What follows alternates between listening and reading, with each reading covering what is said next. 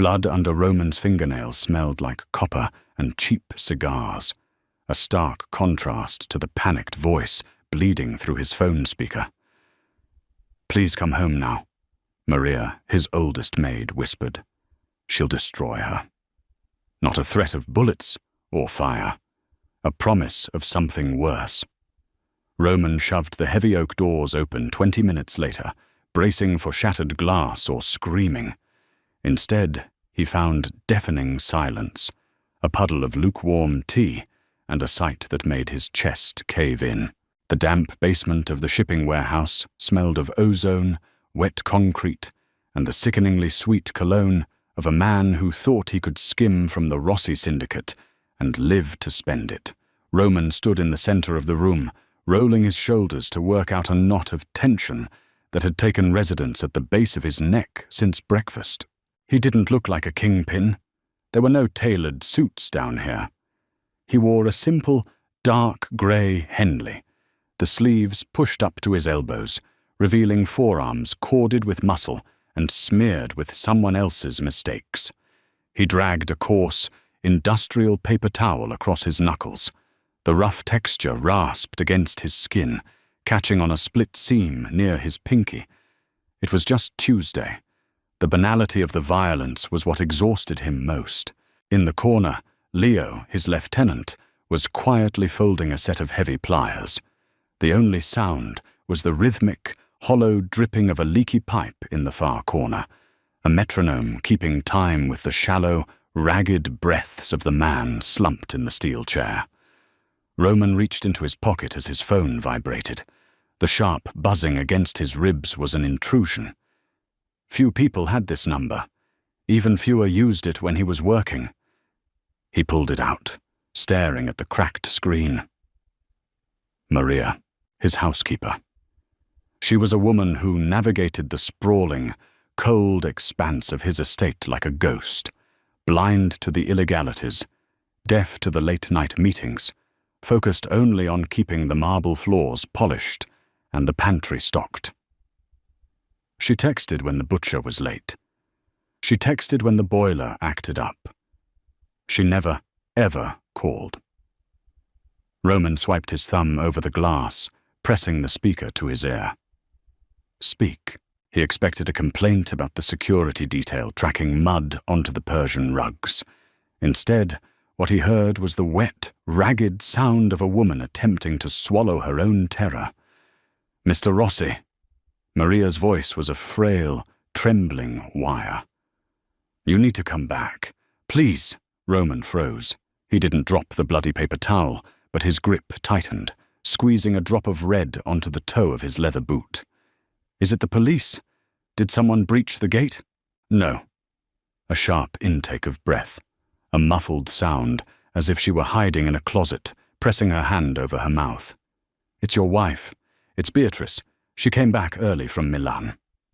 A cold stone dropped into Roman's stomach. Beatrice. His legally bound business transaction.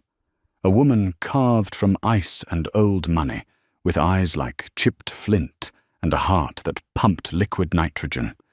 They lived in the same massive house, but existed in entirely different hemispheres. She never came home early. "Lock the doors to the east wing," Roman instructed, his voice dropping an octave, slipping into the dead, flat tone he used to order executions. "Keep Beatrice out of there." "She's not in the east wing, Mr. Rossi." Maria began to quietly, pathetically sob. "She's in the library, with Miss Nora. Please come home now. She'll destroy her." Roman's chest seized. The air in the basement suddenly felt thick, unbreathable. Nora wasn't a wife. She wasn't a transaction. She was the collateral he had taken in 6 months ago to settle a dead man's debt. A quiet, stubborn woman who restored antique books and smelled of linseed oil, vanilla, and dust. She was the one soft, untainted thing in his rotting world. He had hidden her in the estate, convinced himself he was protecting her from the wolves outside, conveniently ignoring that he was the biggest wolf of all. "I'm 10 minutes away," Roman said, hanging up. He didn't look at Leo. He didn't look at the man in the chair. He simply dropped the paper towel onto the damp concrete, turned, and walked up the stairs. Outside, a heavy, freezing rain had begun to fall. It battered the hood of his black Jaguar, washing the grime from the dark paint. Roman threw himself into the driver's seat, the leather groaning under his weight. The engine roared to life with a guttural snarl, and he tore out of the gravel lot, the tires spinning and spitting wet stones into the dark. The drive was a blur of smeared streetlights and rhythmic, thumping windshield wipers. Roman's mind raced, a chaotic tangle of contradictions. He was a man who ordered men to be buried in foundations without blinking, yet his hands, still stained with rust-colored blood, were shaking against the steering wheel. She'll destroy her. Maria's words echoed in his skull. What did that mean? Beatrice wasn't physical. She didn't carry weapons. She found blood vulgar. Beatrice's violence was surgical, psychological. She dismantled people. She found the loose thread in a person's psyche and pulled it until there was nothing left but a pile of yarn on the floor. He pushed the accelerator closer to the floorboard, the Jaguar surging forward on the slick asphalt. He thought of Nora, the way she tucked her hair behind her ear when she read, the way she refused to look at his guards, the way she had slowly, incrementally, allowed him to sit in the same room with her during the quiet evenings. He had built a delicate glass house of an illusion, that he was a misunderstood protector, that she could learn to see past his sins. Beatrice carried a hammer, and she was standing in his glass house. The heavy iron gates of the estate parted just fast enough for Roman to slip the Jaguar through without tearing the metal off its hinges. He didn't bother parking in the garage. He slammed the brakes, letting the car skid to a halt on the wet gravel circle before the main entrance. He left the engine running, the driver's side door hanging wide open to the driving rain. He took the front steps 2 at a time, his boots heavy and wet. He shoved the massive double oak doors inward. They hit the stops with a dull, booming thud that echoed through the cavernous foyer. He expected chaos. He expected the sound of breaking porcelain, or Maria screaming, or Nora crying. He found silence. The foyer smelled of lemon polish and the lingering sharp scent of ozone from the storm outside. The massive chandelier cast a cold, fractured light across the black and white marble floor. "Maria!" Roman barked. The sound of his own voice felt violently loud, deeply out of place. From the shadow of the main staircase, a small figure emerged. Maria. She was clutching a rosary so tightly her knuckles were white, her dark uniform rumpled. She looked at Roman, her eyes wide, terrified, and darting toward the heavy mahogany doors of the library down the west hall. She didn't speak. She just pointed. Roman drew a breath. It tasted like ash. He walked down the corridor, his wet boots squeaking softly, agonizingly, against the polished wood. Every step felt heavier than the last. He didn't reach for the gun, holstered at the small of his back. A gun was useless here. He reached the library doors. One was slightly ajar. Roman pushed it open with the flat of his palm. The library was a sprawling room of dark oak, floor-to-ceiling shelves, and heavy velvet drapes that had been pulled shut against the storm. A fire cracked lazily in the massive stone hearth, casting long, dancing shadows across the Persian rug. The air was thick with the smell of bergamot tea, old paper, and the distinct, acrid smoke of a Gauloise's cigarette. In the center of the room, seated at the low, antique mahogany table, was Beatrice. She wore a tailored emerald green silk blouse, not a wrinkle on it. Her blonde hair was pulled back into a severe, perfect chignon. Her posture was impeccable, spine straight, one leg crossed over the other. In one hand, she held a delicate bone china teacup. In the other, a thin cigarette. the ash growing dangerously long. Across from her sat Nora. Nora was wearing an oversized cable-knit grey sweater Roman had given her when the winter draft started. She was slumped forward, her shoulders pulled up toward her ears, perfectly still. "Ah," Beatrice said. She didn't turn her head. She merely took a slow sip of her tea, the clink of the cup against the saucer ringing out like a gunshot in the quiet room. "The master of the house returns. You're tracking mud onto the rug, Roman." Roman stepped fully into the room, his eyes locked on Nora. "Nora," he breathed. Nora didn't move. She didn't turn around. She was staring down at the table. Roman's eyes tracked to the mahogany surface. It wasn't empty. Spread out between the two women was an autopsy of Roman's life. It wasn't weapons or drugs, it was paper. Neat, organized stacks of paper. Bank ledgers, title deeds, blackmail photographs, and sitting directly in front of Nora, illuminated by the warm, mocking glow of the fire, was a thick manila folder. Roman's stomach plummeted. It was the file from his private safe. The safe, hidden behind the wall panel in his study. The safe only he and Beatrice knew the combination to. "I was just telling our guest a story," Beatrice murmured, taking a slow drag from her cigarette. She exhaled a plume of blue smoke that drifted lazily toward the ceiling. A fascinating little fairy tale about a knight in shining armor who rescues a poor, indebted girl. It's a lovely narrative, Roman. Truly. It belongs in one of her little restored books. Roman felt the blood drain from his face. "Beatrice, stop." His voice was a raspy command that held absolutely no power. "But I felt the story lacked context," Beatrice continued, her tone smooth, conversational, utterly devoid of malice. That was the terror of her. She wasn't angry. She was bored and precise. Context is so important, don't you think? For instance, the context of her brother's tragic gambling debt. "Shut your mouth," Roman said, taking a step forward, his hands balling into fists.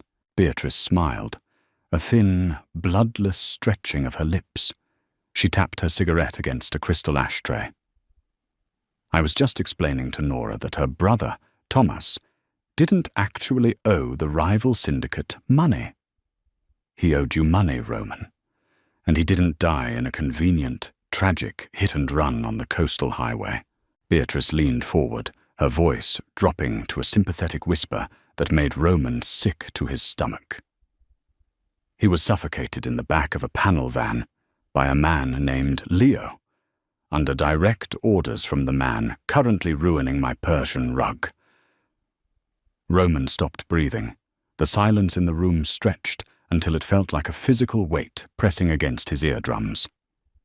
Nora finally moved. She didn't gasp. She didn't cry out. Slowly, mechanically, she raised her head and turned to look at Roman. Roman braced himself for tears. He braced himself for her to scream, to throw the hot tea in his face, to rush at him with her fists. He could handle anger. Anger meant there was still fire. Anger meant she was fighting him, but there was no fire in Nora's eyes. They were completely, utterly dead, hollowed out, stripped of the warmth, the quiet defiance, the gentle grace that had drawn him to her. She looked at him, not as a monster to be feared, but as something grotesque, something pathetic, something that belonged under a shoe. In that single, agonizing look, Roman realized exactly what Maria had meant. Beatrice hadn't touched a single hair on Nora's head. She hadn't bruised her skin or broken her bones. She had done something infinitely worse. She had taken a scalpel to the false reality Roman had built, cut away the romantic illusion, and forced Nora to look at the rotting meat underneath. She had destroyed the woman Roman loved by introducing her to the man he actually was, The grandfather clock in the corner of the library ticked. Tick, tick, tick. The sound seemed to sync with the hammering pulse at the base of Roman's throat. Water dripped from the hem of his dark overcoat, pooling on the floor. He stood paralyzed. He, a man who commanded an army of killers, who shifted millions of dollars with a nod, who held the city's political infrastructure by the throat, was entirely immobilized by the quiet, dead stare of a civilian in a grey sweater. "Nora," Roman said. The word scraped out of his throat, raw and pathetic. He hated how it sounded. He sounded like a beggar. Nora's gaze flicked down to his hands. Roman instinctively pulled them back, but it was too late. He had forgotten to wash. Deep into the creases of his knuckles, under the beds of his fingernails, the dried, rust-brown blood of the man in the warehouse clung to him like a second skin. Nora's throat swallowed once. A tiny, imperceptible motion. Then, she looked back at his face. The disgust in her eyes wasn't explosive. It was a quiet, suffocating blanket. "You don't get to say her name," Beatrice remarked softly. She crushed the stub of her cigarette into the crystal ashtray, the embers hissing softly against the glass. "Not anymore. It's unseemly." "Get out," Roman growled, not looking away from Nora. "Beatrice, get out of this room before I forget that we have an arrangement." Beatrice let out a soft, elegant laugh. She stood up, smoothing the front of her silk blouse. She didn't look afraid. She looked deeply amused. "Oh, Roman, you always default to threats of violence when your intellect fails you. It's so terribly pedestrian." She walked around the table, her heels clicking sharply against the floorboards where the rug ended.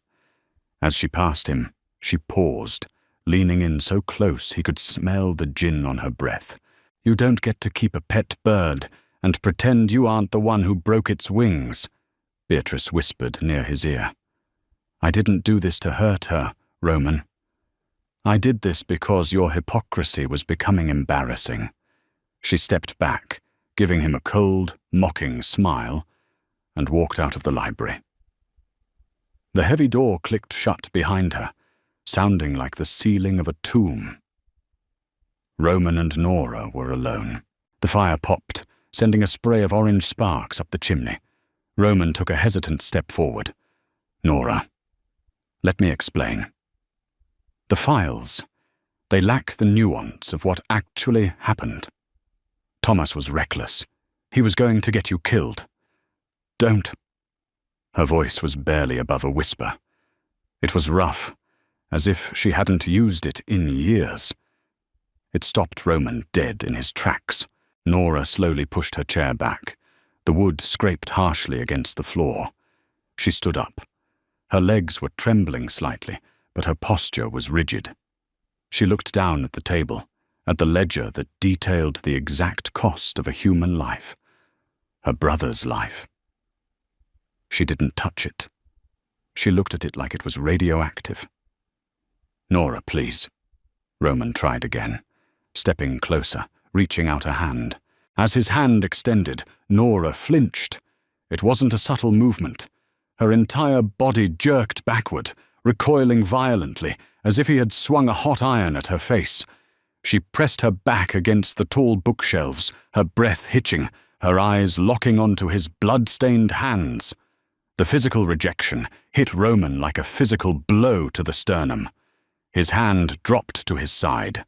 The air rushed out of his lungs. "I thought," Nora started, her voice breaking.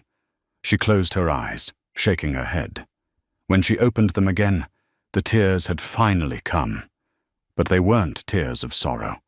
They were tears of profound, agonizing regret. "I thought you were saving me. I sat at your table. I ate your food.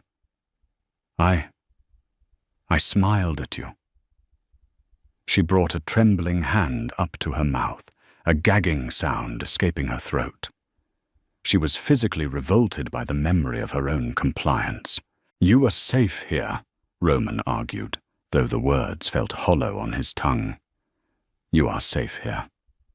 "I am in a grave," Nora whispered. She pushed herself off the bookshelf. She didn't look at him anymore. She couldn't. She walked toward the door.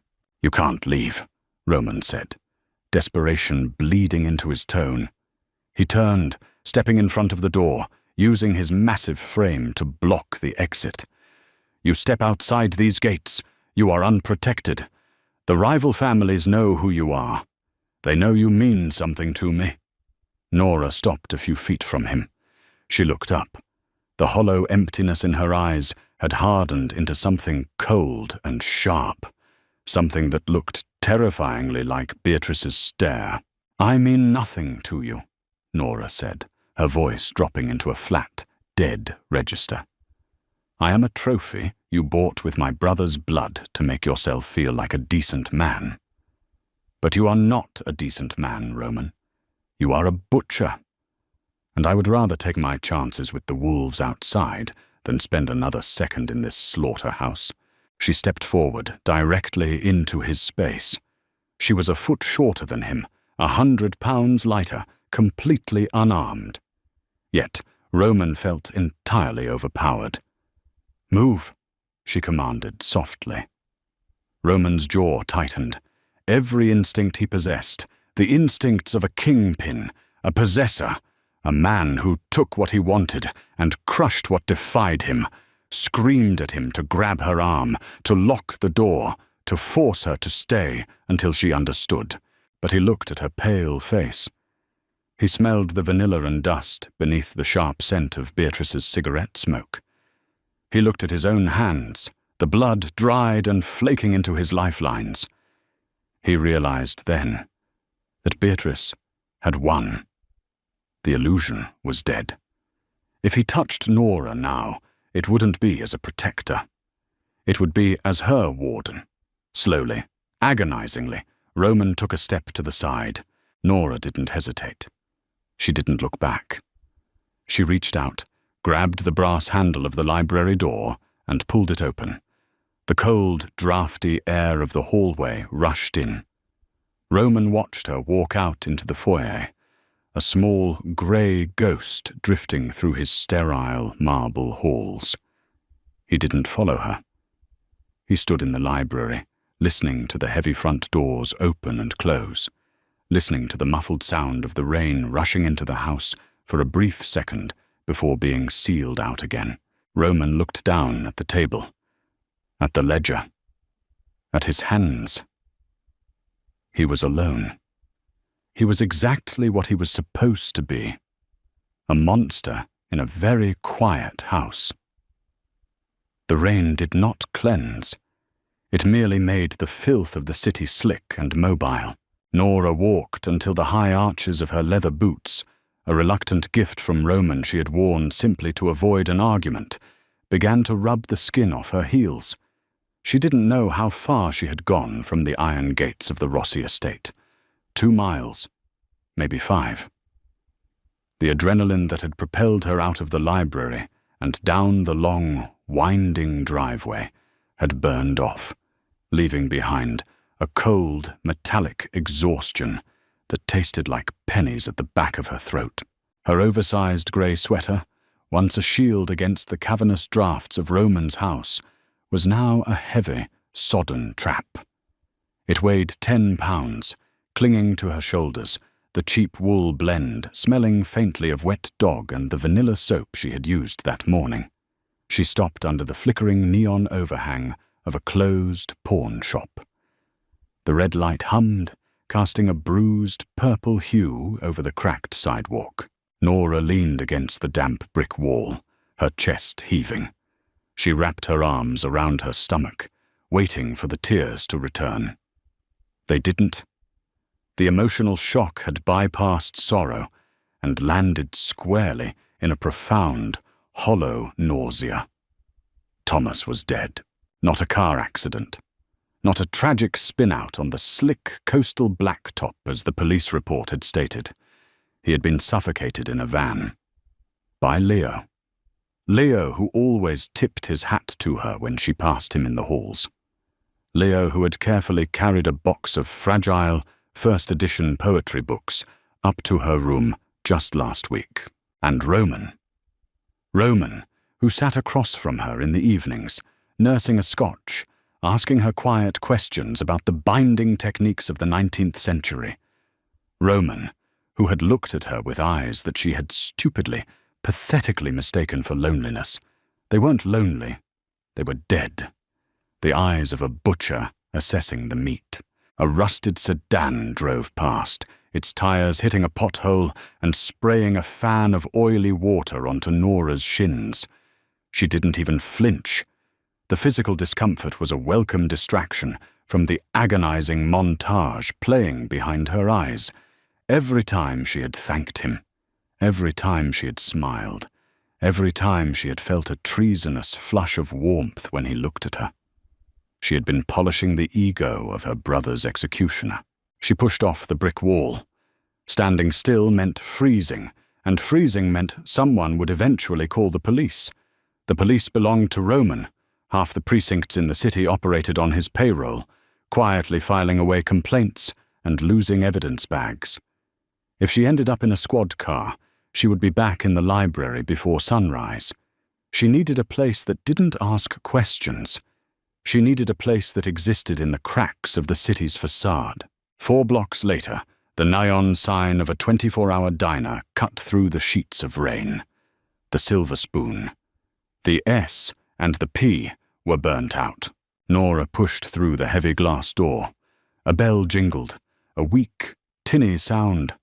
The air inside hit her like a physical wall, thick with the smell of scorched coffee, heavy fry grease, and floor bleach.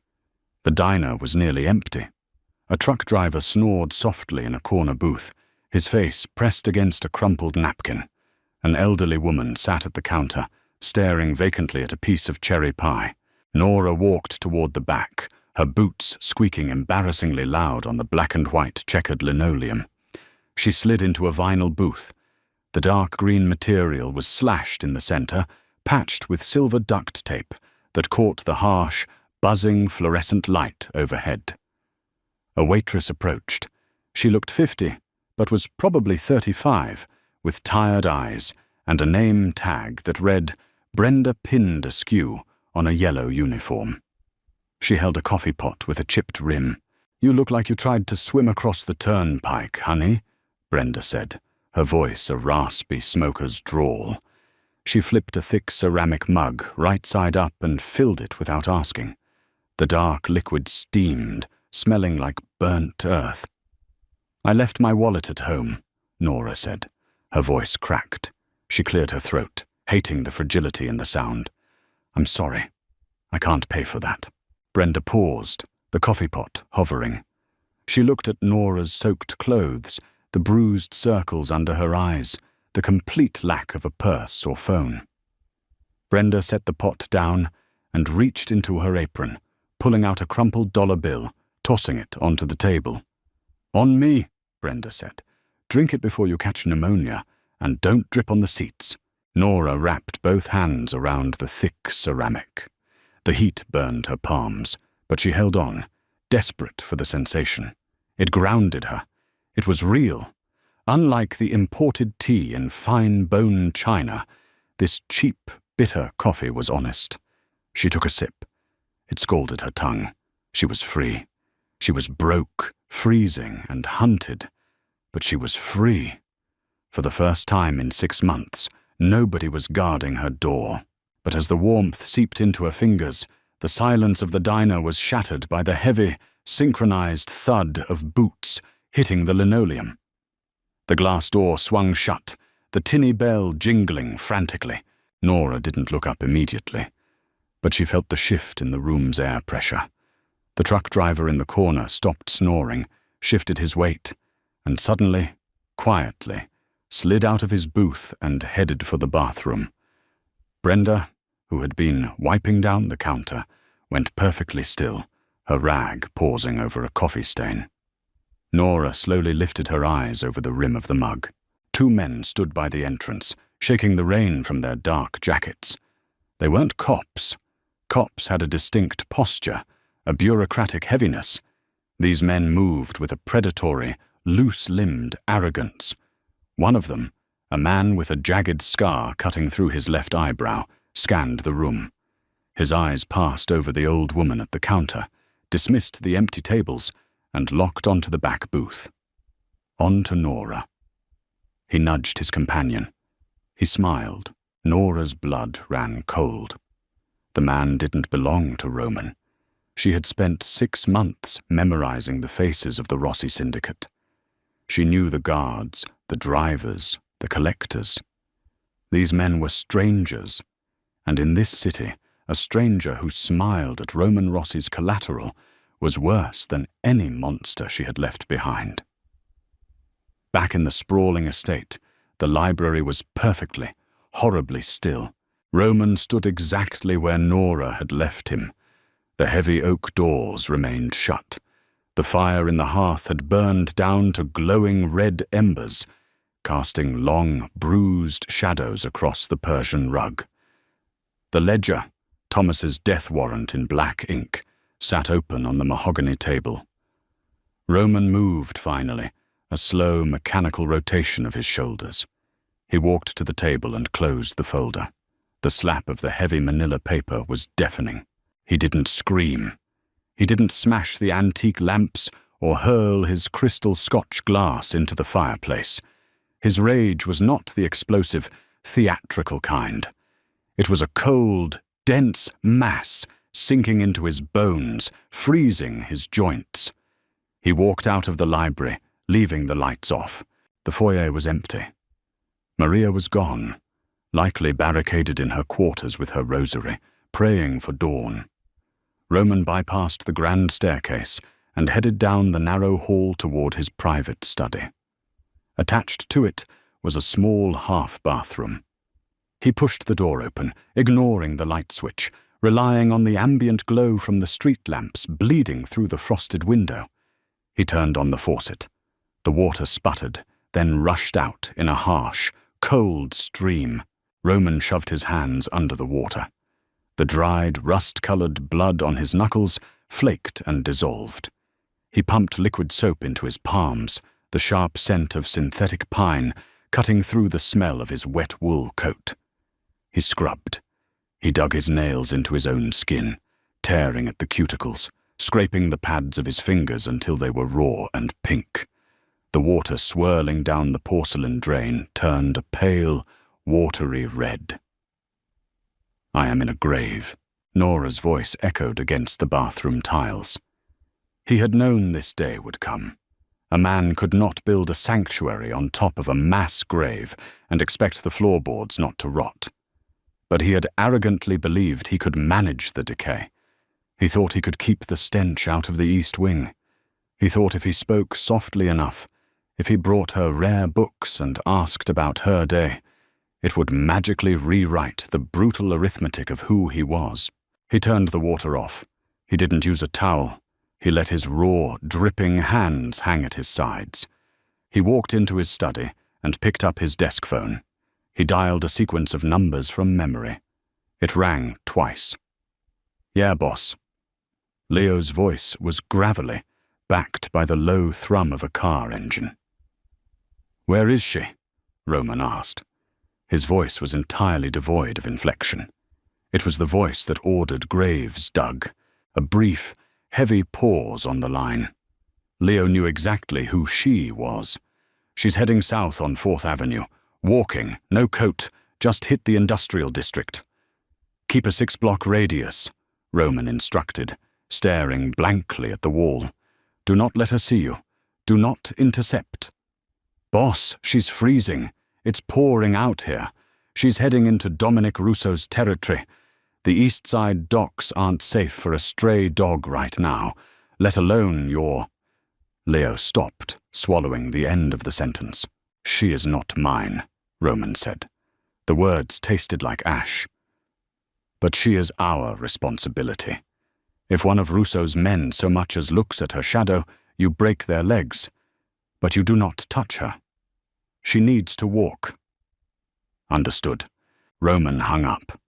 He walked to the heavy oak desk, unlocked the bottom drawer, and pulled out a bottle of Lagavulin and a single glass. He poured 3 fingers, the amber liquid splashing against the crystal. He drank it in one swallow. It burned a hot, agonizing trail down his throat, a small, punishing comfort. Footsteps clipped sharply against the hard wood of the hallway. Beatrice appeared in the doorway. She had changed into a silk robe, midnight blue, cinched tightly at her narrow waist. She held a fresh glass of gin, the ice clinking cheerfully.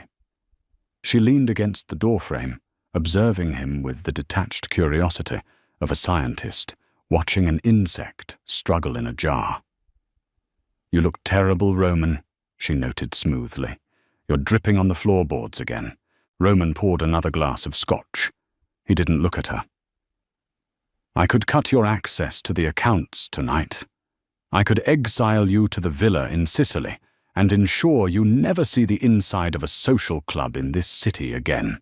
Beatrice laughed, a genuine melodic sound that chilled him.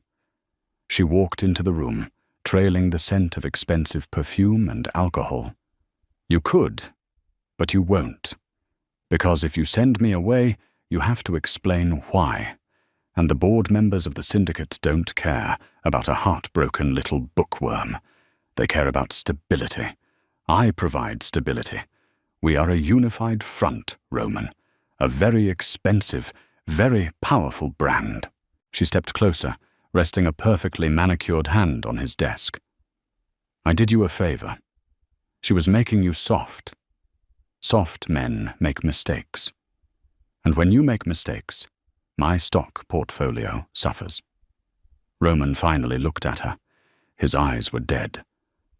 "You didn't do it for the syndicate, Beatrice.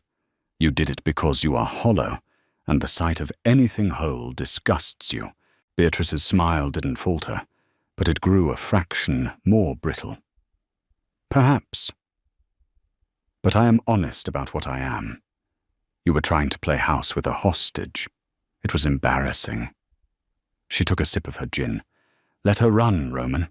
She'll figure out soon enough that the monsters out there don't buy you expensive sweaters before they eat you."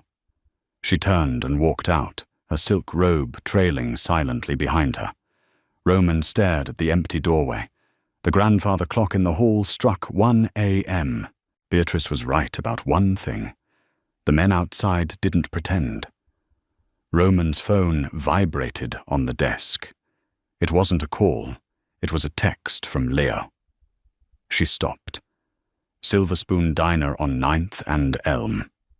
We have a problem. 2 of Russo's collectors just walked in." They made her. Roman didn't reply. He dropped the heavy crystal glass onto the desk. The scotch spilled, soaking into a pile of import manifests. He grabbed his keys from the tray, the metal jingling sharply in the quiet room. He checked the holster at the small of his back, feeling the cold, reassuring steel of his Glock. He didn't run to save her. He didn't have the right to play the savior anymore. He went because he was a monster, and it was time to clear his territory. The air in the diner turned to lead. Nora didn't move. She kept her hands wrapped tightly around the chipped ceramic mug, staring into the black coffee. Her peripheral vision was hyper-focused, tracking the 2 men as they bypassed the counter, bypassed the empty middle section, and walked straight toward the back. Their boots squeaked on the wet linoleum. Squeak, squeak, squeak. It sounded like an animal dying. The man with the scar slid into the booth directly across from Nora. He didn't ask. He just dropped his weight onto the taped vinyl, forcing the table to shift and push hard against Nora's stomach. The second man, larger, thick-necked, and entirely silent, stood at the edge of the booth, blocking her only exit into the aisle. The scarred man smelled of stale beer, wet leather, and cheap, sharp peppermint. "Well, well," he said. His voice was a low, grating rasp. He leaned forward, resting his forearms on the table. He looked at her wet hair, her shivering shoulders, the complete absence of jewelry or a coat. You're off the leash, ain't you? Nora swallowed hard. The metallic taste in her mouth flared.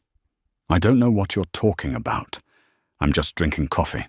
The man grinned, revealing a chipped front tooth. Nah, you're Rossi's little pet bird. Saw you through the tinted windows of his car a couple of months back outside the library. Boss Dominic recognized you from the files. Said you were the collateral for the dead brother. He reached out, his thick, calloused fingers tapping the rim of her coffee mug. Nora instinctively pulled her hands back, tucking them into her lap. Looks like Rossi threw you out in the trash, the man continued, his eyes dropping to her shivering hands. Or you ran away. Either way, you're sitting in Russo territory now. Unchaperoned. That's bad manners. Leave me alone, Nora said. Her voice trembled, a pathetic betrayal of the defiant anger she wanted to project. She looked toward the counter. Brenda was gone. The kitchen door was swinging shut. The elderly woman had quietly slipped out the front. The diner was completely abandoned, save for her and the wolves. We ain't going to hurt you, sweetheart, the standing man grunted, speaking for the first time. He reached into his jacket. Boss Dominic just wants to have a chat. Figure out what kind of codes Rossi punches into his safe. You're coming with us. I don't know anything, Nora said, pressing her back against the wall of the booth. He never told me anything. Dominic has ways of jogging memories, the scarred man said, sliding out of the booth and standing up. He reached down, grabbing Nora by the bicep. His grip was entirely different from Roman's. Roman's touch, however tainted by lies, had been careful. This man's fingers dug into her muscle like iron hooks, bruising her instantly through the thick wool of her sweater. He hauled her to her feet. Nora stumbled, her blistered heels crying out in pain as she hit the linoleum. Walk, the heavy man ordered, stepping aside to let his partner drag her down the aisle. Nora planted her boots. She threw her weight backward, twisting her arm. Let go of me, she screamed, the sound tearing through the quiet diner, vibrating off the greasy windows.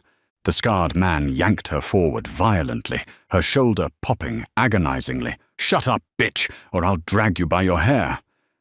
He took one step toward the front door. The glass door of the diner didn't open. It shattered. It exploded inward in a shower of brilliant, deadly diamonds. The tinny bell ripped off its hinge, clattering across the floor. The two Russo men froze, whirling toward the entrance, their hands diving for the weapons inside their jackets. Roman stepped through the empty, jagged doorframe. He didn't look like the man in the tailored suits who sipped scotch by the fire. He didn't look like the quiet, restrained intellectual who debated literature. He looked like the butcher of the Rossi syndicate. His dark coat was soaking wet, hanging heavy on his broad shoulders. Water dripped from his dark hair into his eyes, but he didn't blink. His face was a mask of absolute, terrifying stillness. There was no anger in his expression, just a void. He didn't draw the gun at his back. He didn't say a word. He simply walked forward. The scarred man released Nora's arm, shoving her into the heavy man behind him, and pulled a snub-nosed revolver from his waistband. Rossi, you crazy son of a... He didn't finish the sentence. Roman closed the distance with terrifying, unnatural speed. He didn't aim a punch. He grabbed the heavy, thick glass sugar dispenser from the nearest table and swung it in a brutal, horizontal arc. The thick glass connected with the side of the scarred man's face. The sickening crack of bone giving way echoed louder than the shattering glass. The man went down instantly, his legs folding beneath him, dropping like a marionette with its strings cut. He hit the linoleum hard, blood instantly pooling around his head, mixing with the spilled sugar crystals. The heavy man yelled, shoving Nora hard against the counter. He raised his own weapon, aiming at Roman's chest. Roman didn't duck. He stepped into the heavy man's space. He caught the man's wrist with his left hand, twisting it upward with a sharp, violent wrench. The gun fired into the ceiling, blowing a hole through the fluorescent light casing. Sparks rained down, plunging half the diner into shadows. Before the man could recover, Roman drove his right fist into the man's throat. A sickening, wet crunch followed. The man dropped the gun, clutching his neck with both hands, his eyes bulging as he desperately gasped for air that couldn't get past his crushed windpipe. He stumbled backward, knocking over a stool, and collapsed onto the floor, his boots thrashing weakly against the checkered tiles. It was over in less than 10 seconds. The silence that followed was heavy, ringing with the echo of the gunshot and the frantic, gurgling breaths of the man on the floor. The air suddenly smelled of ozone, cordite, and copper. Roman stood in the center of the aisle. His knuckles were bleeding again, the fresh red washing away the pale, scrubbed skin. He was breathing heavily, his chest rising and falling beneath his wet shirt. He slowly turned his head to look at Nora. Nora was pressed flat against the diner counter, her hands gripping the formica edge so hard her knuckles were white. She was trembling so violently her teeth chattered. She looked at the bloody sugar dispenser, the man bleeding out on the floor, and then, slowly, she raised her eyes to Roman. He waited for the relief. He waited for her to run to him, to thank him for saving her from the wolves. But Nora's eyes held no relief. They held sheer, unfiltered terror. She looked at Roman exactly the same way she had looked at the men who had just tried to abduct her. The violence hadn't saved her. It had only proved Beatrice right. He wasn't a knight. He was just the biggest predator in the room, effortlessly brutal, completely desensitized to the slaughter. Roman felt the last, pathetic thread of his illusion snap.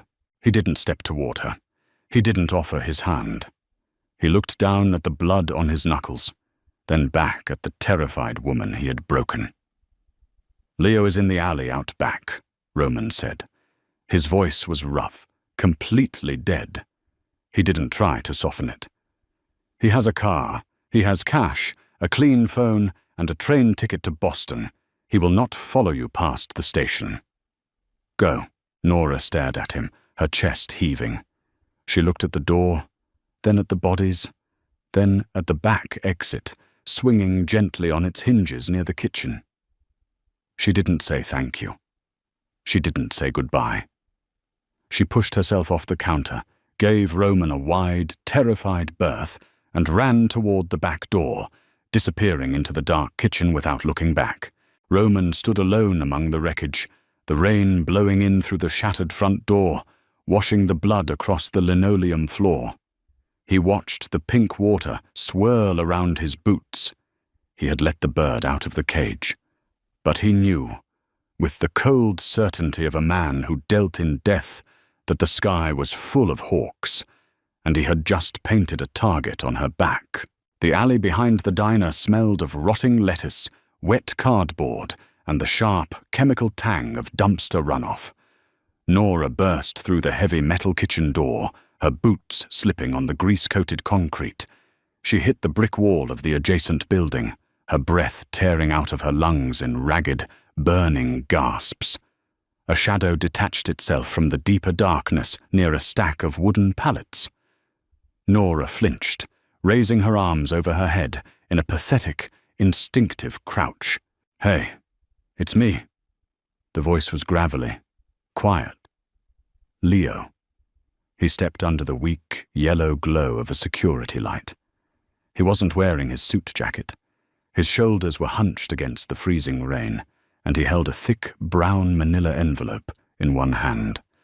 The other hand rested casually near his belt, far away from his weapon, a deliberate gesture of non-aggression. Nora stared at him. This was the man who had suffocated her brother. He looked entirely ordinary, a tired man with a receding hairline and a slight limp in his left leg. The banality of him made her stomach heave. She leaned over the wet concrete and threw up exactly nothing, dry heaving until her ribs ached. Leo didn't step closer. He didn't offer a platitude. He just waited. When Nora finally wiped her mouth with the back of her trembling hand, Leo tossed the envelope onto the hood of a rusted sedan parked in the alley. It landed with a heavy, wet slap. "There's 10,000 in unmarked bills in there," Leo said, his voice flat, devoid of emotion. "A burner phone, a new ID, and a sleeper car ticket on the 2:15 a.m. Amtrak to Boston. The train leaves in 40 minutes from Union Station. There's a cab idling at the end of the block. He's paid to take you there." Nora looked at the envelope. It was soaked through on the edges, the paper turning dark brown. "Why?" she croaked. Her throat felt lined with sandpaper. "Why didn't he let them take me?" "Because he's the boss," Leo said simply. "And because you don't belong in the meat grinder." "You put my brother in the meat grinder," Nora shot back, her voice suddenly finding a brittle, desperate edge. Leo looked away. He reached into his pocket, pulling out a crumpled pack of cigarettes. He lit one, the brief flare of the lighter illuminating the deep, exhausted lines around his eyes. "Your brother jumped in head first, kid. He stole from the accounts. He sold syndicate routes to Dominic Russo. He signed his own warrant. The boss. Roman tried to buy the debt out. He tried to cover it. But the board found out. When the board finds out, you die.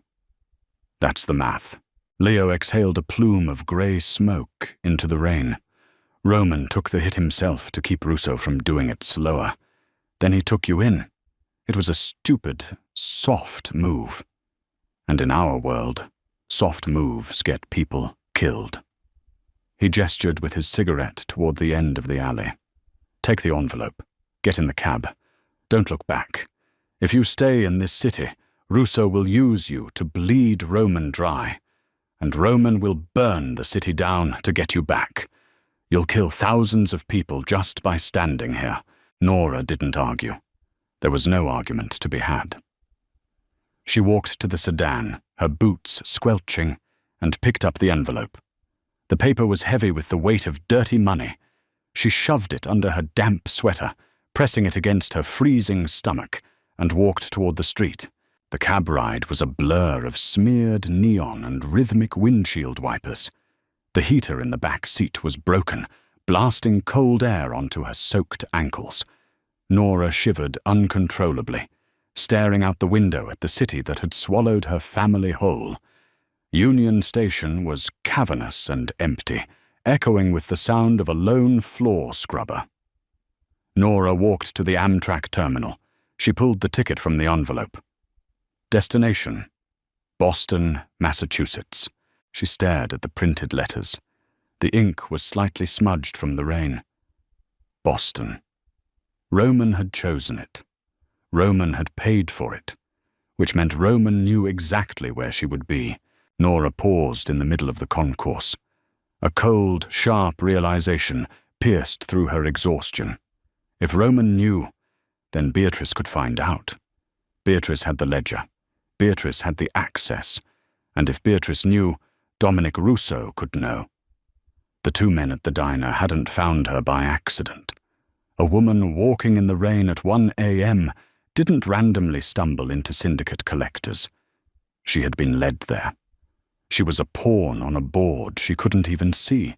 Boston wasn't a sanctuary. It was just a different cage, and the wolves had the address. Nora turned away from the Amtrak terminal. She walked across the station, her blistered feet bleeding freely into her expensive leather boots, heading toward the Greyhound bus terminal. The lights there were harsher, the floors grimmier. A line of exhausted, hollow-eyed people waited near a bay door. She walked up to the plexiglass window. An attendant chewed gum, barely looking up from a magazine. "When is the next bus leaving?" Nora asked. "I don't care where it's going, just the furthest one leaving right now." The attendant tapped a few keys. "Cleveland. Leaves in 5 minutes." "I'll take it," Nora said. She pulled a $100 bill from the thick stack in her sweater and pushed it under the slot. 10 minutes later, Nora was sitting in the back row of a bus, smelling heavily of diesel fumes and stale urine. The engine rumbled beneath her seat, vibrating through her spine. She looked out the tinted, streaked window as the bus pulled out of the terminal, leaving the city skyline behind. She took the Amtrak ticket to Boston and carefully, methodically, tore it into tiny white squares. She dropped the pieces into the empty soda cup left in the cup holder beside her. She was dead to the city. She was dead to her brother, and she had to be dead to Roman Rossi. The library smelled distinctly of bleach, though no one had cleaned it. It was the psychological residue of the slaughter Roman had just walked away from. He pushed the heavy oak doors open. The fire had completely died, leaving a mound of grey, powdery ash in the hearth. Beatrice was sitting exactly where she had been hours ago, though she had moved on from gin to a neat glass of vodka. She didn't look up from the financial quarterly report resting on her lap. "I heard the police scanner," Beatrice remarked, turning a page. The paper rasped loudly in the dead room. "A disturbance at a diner on 9th. 2 fatalities. Dominic Russo's men. You've been busy, Roman." Roman stood in the doorway. His dark coat was gone, discarded in the foyer. His knuckles were wrapped in stark white medical gauze, tightly bound by his own hands. Blood had already begun to seep through the fabric on his right hand, a tiny, blooming red rose. He didn't yell. The screaming rage had burned out on the linoleum floor of the diner, leaving only a cold, mechanical clarity. "How did Russo know she was there, Beatrice?" Roman asked. His voice was a flat, deadline hum. Beatrice sighed, setting the quarterly report on the mahogany table. She finally looked up, her expression a mask of elegant boredom. "Does it matter?" "She's gone. The liability has been removed. A civilian walking in the industrial district at 1 a.m, Roman continued, stepping slowly into the room. No phone, no tracker, in the pouring rain, and 2 of Russo's top collectors just happened to stop at an abandoned diner for a cup of coffee at the exact same moment. He stopped opposite her, leaning his knuckles against the edge of the table. The pressure sent spikes of agony up his forearms, but he welcomed it. It anchored him. "You called him." Beatrice took a slow sip of her vodka.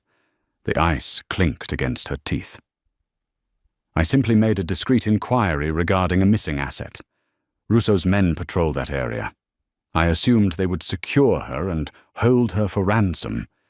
It would have given us the political leverage to seize the East Side docks we've been negotiating for. A hostage exchange.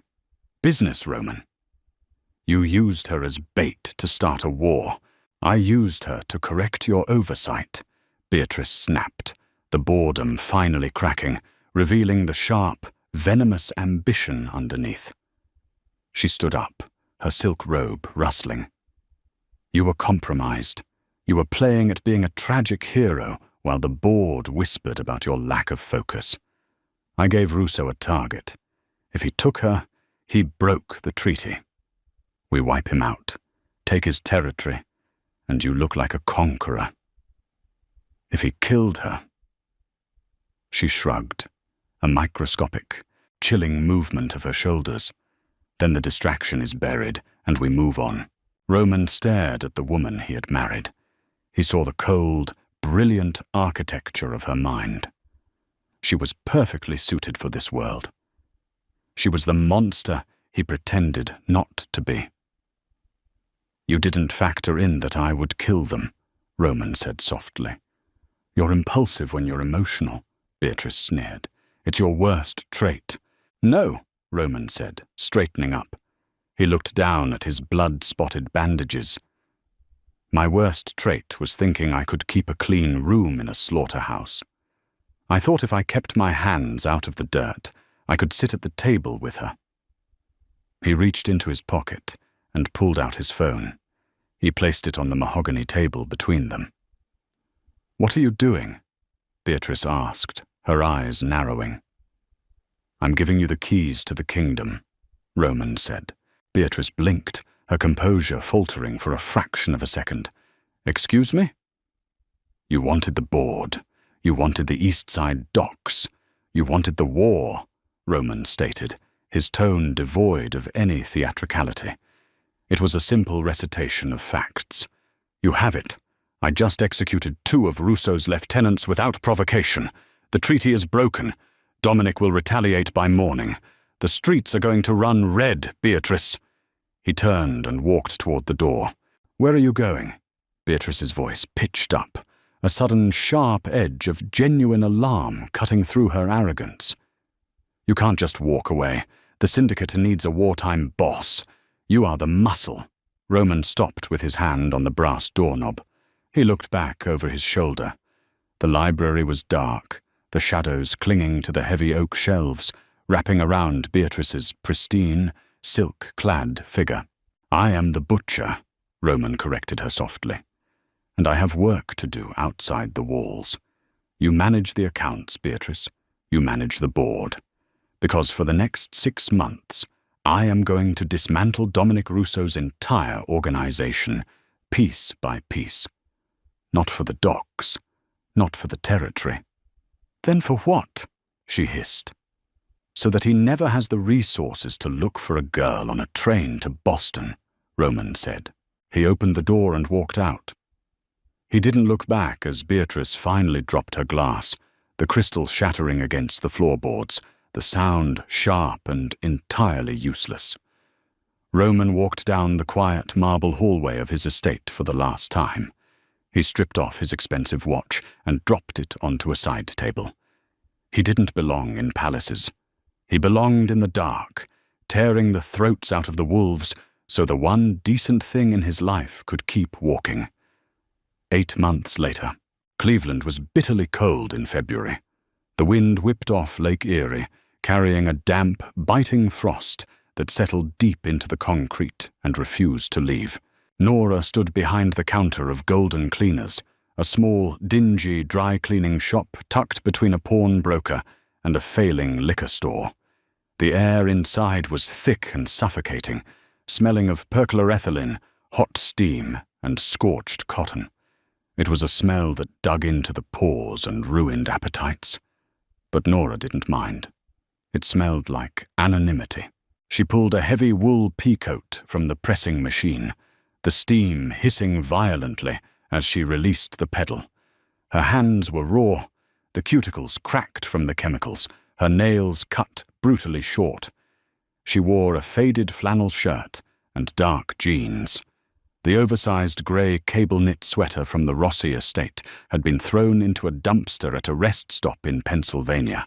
She hung the coat on the moving rack and hit the mechanical button.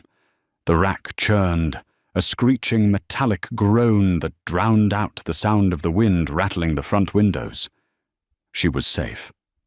Her new ID said her name was Claire. She paid rent in cash. She didn't own a phone.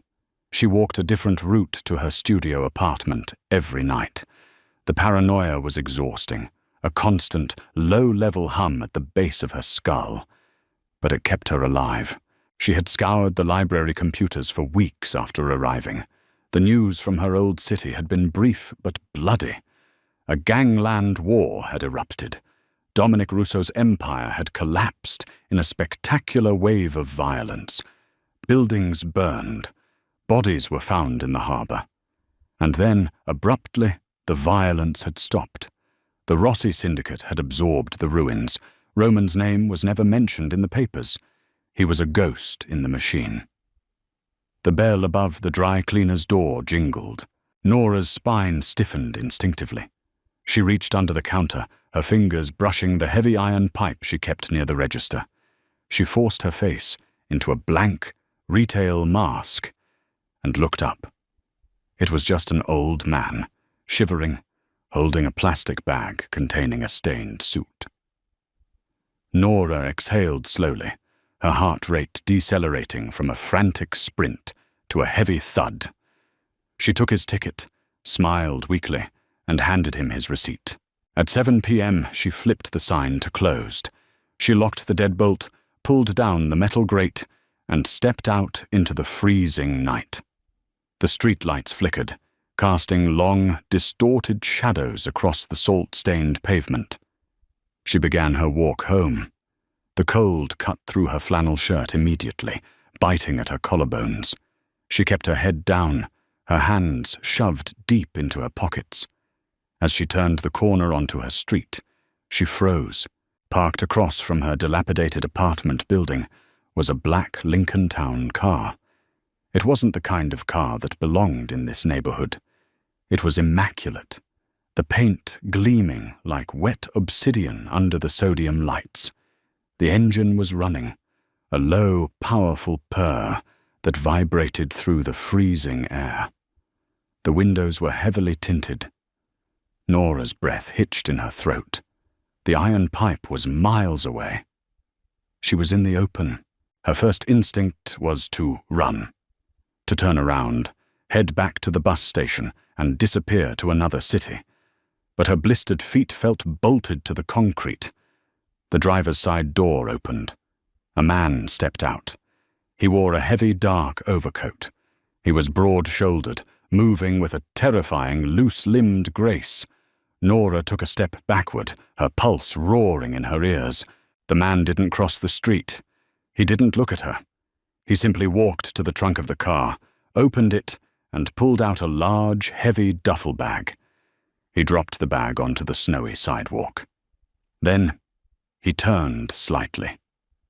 The streetlight caught his profile. It wasn't Roman. It was Leo. He looked older, grayer. A fresh, jagged scar tracked down the side of his jaw. He didn't wave. He didn't smile. He merely gave a sharp, definitive nod, acknowledging her presence without breaching the distance. He got back into the Lincoln, the heavy door shutting with a solid, expensive thud. The car pulled away, the tires crunching over the dirty snow, its taillights bleeding red into the darkness before disappearing around the block. Nora stood alone on the corner. The wind howled, whipping her hair across her face. Slowly, cautiously, she crossed the street. She stopped in front of the heavy canvas duffel bag. It wasn't ticking. It wasn't leaking. She knelt in the slush and unzipped the top. Inside was a heavy, incredibly warm down winter coat. Beneath it lay a stack of thick, thermal blankets, and tucked into the fold of the coat was a small, sealed plastic bag containing $5,000 in small, untraceable bills. There was no note. There was no demand. But as Nora pulled the heavy winter coat from the bag to inspect it, a piece of paper fluttered out of the pocket and landed in the snow. She picked it up with trembling fingers. It was a page torn from a book, specifically a 19th century poetry anthology she had been restoring the day she ran. The edges were perfectly preserved, and clinging to the fabric of the coat, faint but unmistakable against the smell of the city exhaust and snow, was the scent of expensive bergamot tea, old paper, and a lingering trace of ozone. Roman. He hadn't come. He would never come. He knew the sight of him would break her. He knew his hands were permanently stained, that his world was toxic. He had butchered a rival empire to ensure no one would ever look for her. And now, he was content to be the ghost in the dark. He wasn't playing the savior anymore. He was just ensuring the survivor stayed warm. Nora held the page in her hand. A tear, hot and stinging, broke loose, tracking down her frozen cheek. It wasn't a tear of romantic longing. It was a complex, heavy grief for the monster who loved her enough to stay 1,000 miles away. She slipped the heavy coat over her shoulders. It wrapped around her, dense and impenetrable against the freezing wind. She picked up the bag, turned, and walked into her building, locking the heavy deadbolt behind her, finally safe in the quiet, empty dark. Roman Rossi proved that the ultimate act of love from a monster isn't a rescue. It's an exile. He destroyed an empire to keep Nora safe, accepting his role as the villain in her story, so she could finally be the author of her own. Some debts are paid in blood, but the heaviest are paid in silence and distance. Did Roman make the right choice? Or is Nora still just a bird in a much larger, colder cage? If this dark, grounded finale left you breathless, hit the like button, share with your fellow drama addicts, and subscribe for more raw storytelling.